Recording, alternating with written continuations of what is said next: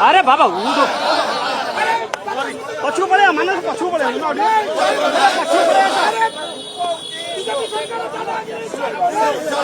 रमेश भाई आगे को रही जान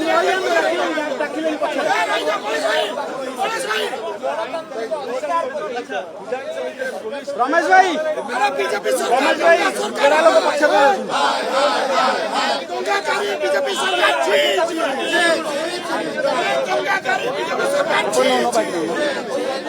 कहबो मने भल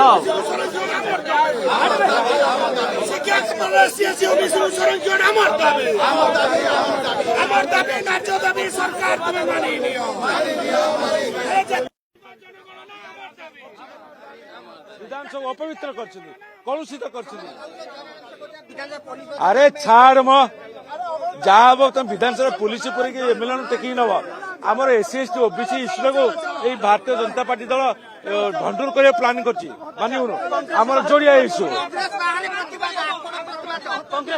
आज्ञा शुणु एमाने जेकोसी एमएलए पर अत्याचार कले विजु जनता दल बाहर से जो दल तो वर्तमान आप देखुंत जो भाव में बीजेडी वर्तमान बहुजन कथा शुणा नहीं एवं सरकार तुम रही ना ये जो विभिन्न प्रकार नाराबाजी दे वर्तमान आगक बढ़ी ये आंदोलन चली ये माने सीधा सड़क जाऊँच आप देखिए जे